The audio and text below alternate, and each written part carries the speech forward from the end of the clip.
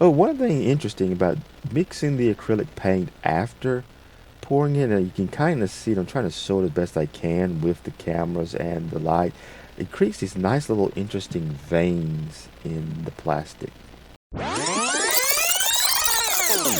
Hey there, everybody, and welcome back to the Digital Paw Workshop. It is I, the mixing ratio that throws your perfect project into chaos, Techno Meow Tinkerer. And today we're going to cover me experimenting for the first time with resin. And before we get into it, I might as well go ahead and give you our obligatory warning. So, Reaper to Death, take it from here. Warning, warning, do not follow this fool's examples. Always take proper safety precautions. Do not be in a rush to go to the hospital. Do not be in a rush for me to come visit you. Now we're back. Let's get on into the video. Now I picked up this is resin I just picked up from Walmart, and of course the measuring cup I got from Dollar Tree. And so what I'm doing here is I filled the molds that I also picked up from Dollar Tree with water, so I can kind of get an idea how to or how much resin I need to make. Because I was going to do 2 batches here.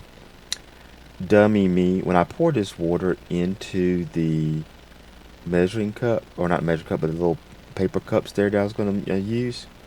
As you can see here, I forgot to divide the water up into the 2 cups, because the whole cup there is the 2 molds completely.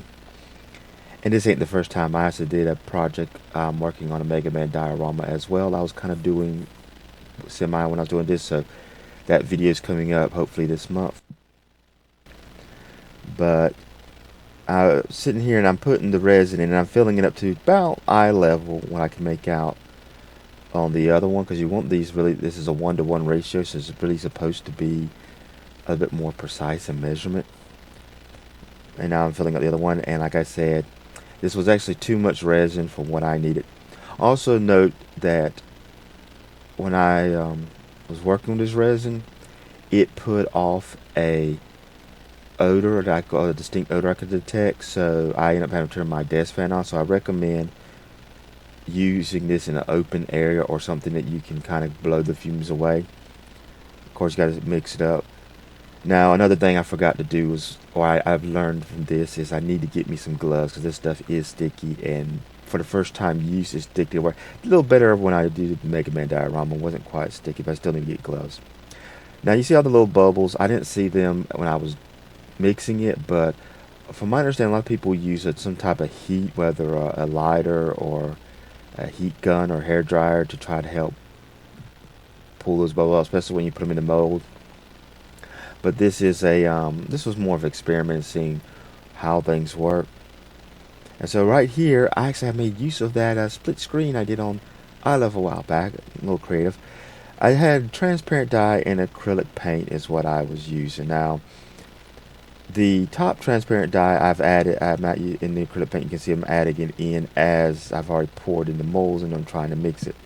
The bottom transparent dye was I mixed it in before I poured it into the cup. Now, or I say jar. Now, this jar, the mistake, I need something that's continuous, and I got to rig something up to be a continuous thing now, because doing this at first, turning the jar, it worked pretty good, but probably after an hour, that just started becoming just glumpy, and you'll see it later on.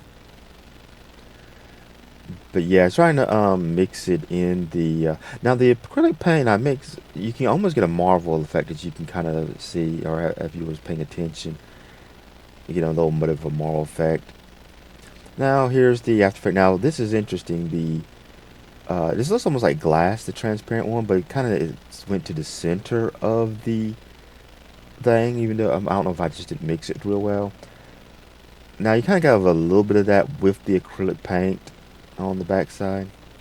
I don't know how well you're seeing some of the stuff. Oh, and this thing did so hard. Took me about 2 days to try to break the seal so I could actually open it. And this was the piece that was actually holding it on. This little thin piece of resin that was holding the lid on.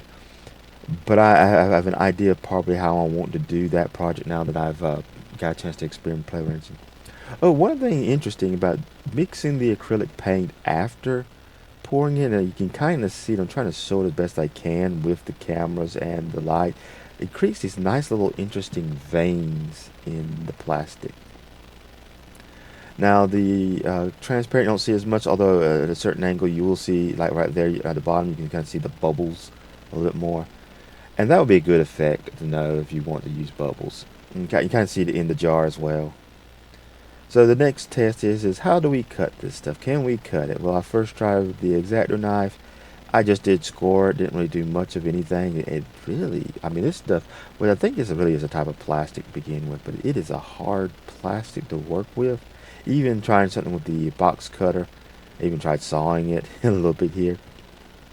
It is hard.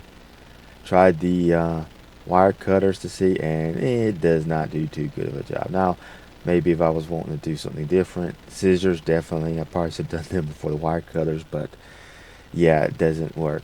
Now, one thing I did do right here is I brought out the heavy tool. So yeah, the hacksaw works. And as you can see, it makes a lot of little flame thing, a lot of little hairs.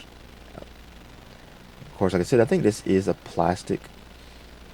Now, I think if you're going to do actual sausage and stuff, but I didn't get it down thin enough where I could cut up the scissors, finish cutting up with the scissors.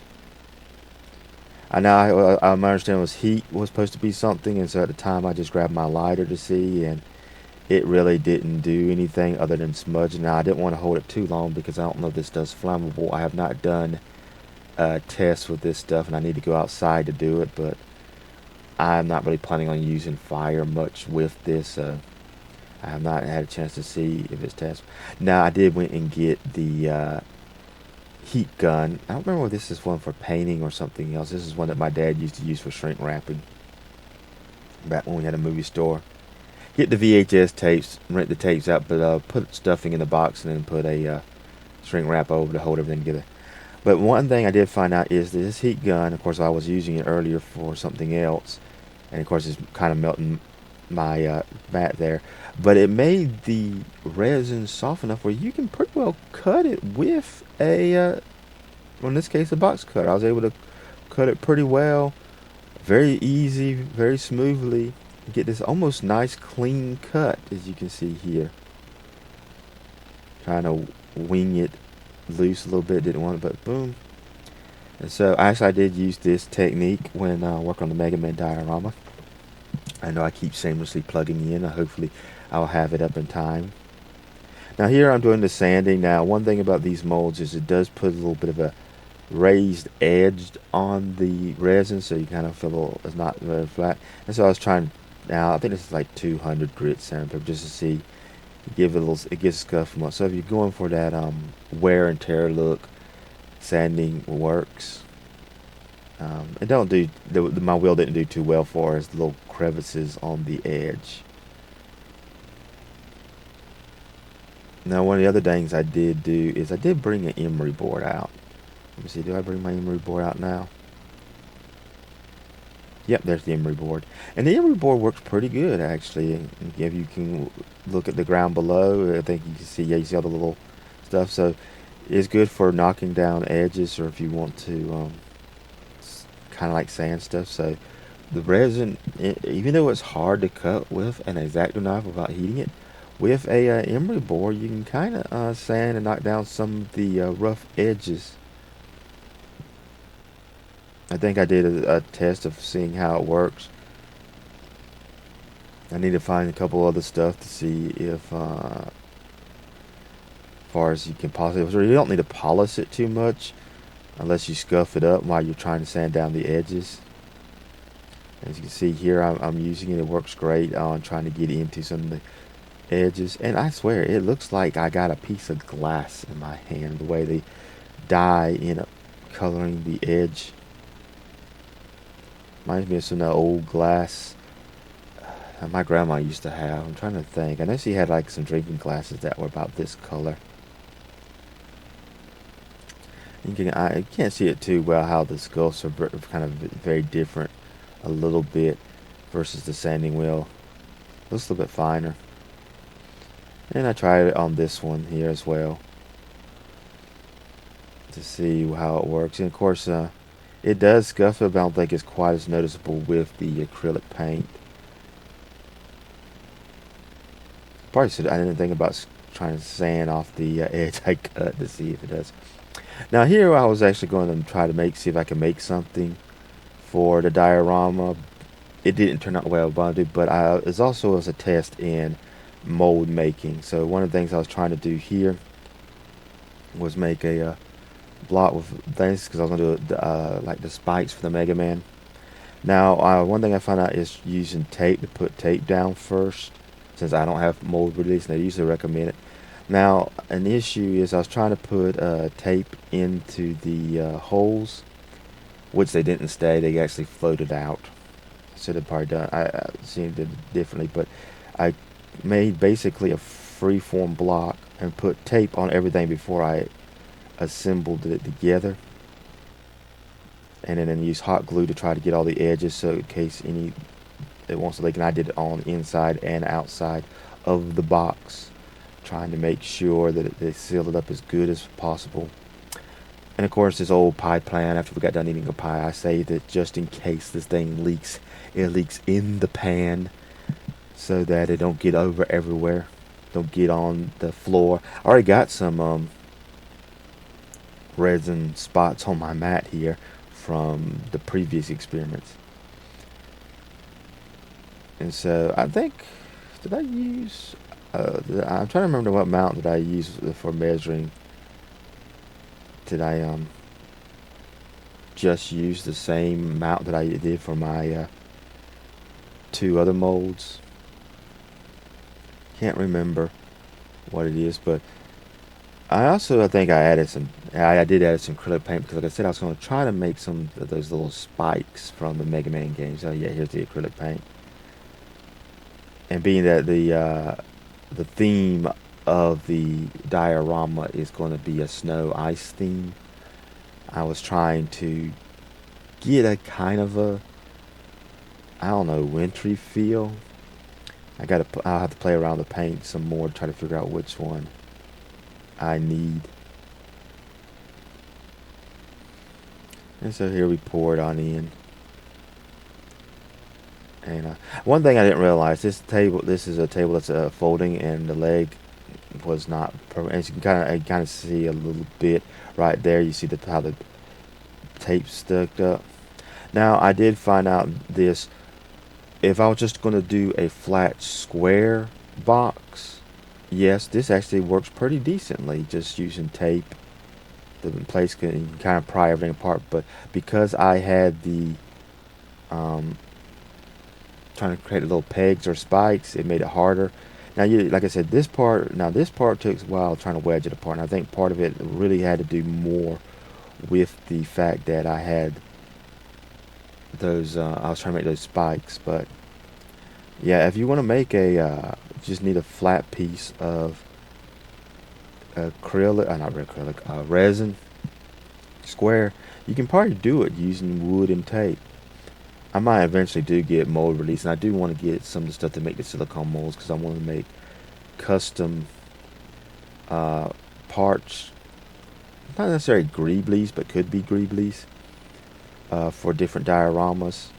That way I can just make it. Yeah, you see, I'm using everything. I'm using flathead screwdriver. I'm using X-Acto knife. This was really a job, and I think, like I said, for the most part, it was because of the. As you can see, it kind of broke off. And once I broke it off with those things, it started coming off fairly easier. Yeah, I couldn't pull it out even with the pliers. But that's pretty much it with my experimenting with resin. Learned a few things here, and hopefully by me doing some of this stuff, it'll give you some ideas of what to do. Again, I must remind you that my personal experience with this first time is you may want to have some disposable gloves, some of those little medical nitrate rubber gloves type thing would be probably best for to use. And you want to make sure you're well ventilated area, or at least have something to blow the fumes away. Well, I hope this was informative for some of you and you found it interesting. And if you like my content and you want to help support the channel, please like and subscribe. And please look forward to the video of my diorama I got coming out for Mega Man, another one. Also, if you want to see how I did the split screen, check my video on Olive doing the split screen. Have a nice day.